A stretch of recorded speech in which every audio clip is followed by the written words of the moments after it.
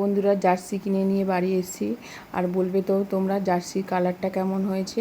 Jersey আর এটা socks নিয়ে এসেছি, কিনে বাড়ি এনেছি।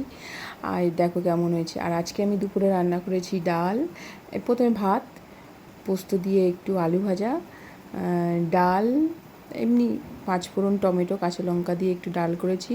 আর সব রকমের সবজি দিয়ে একটা সবজির তরকারি করেছি। আর কাতলা মাছ দিয়ে একটু দই দিয়ে কাতলা মাছ করেছি। কেমন হলো কমেন্টে জানিও। আর জার্সির কালারটা কেমন হলো কমেন্টে জানিও। টাটা।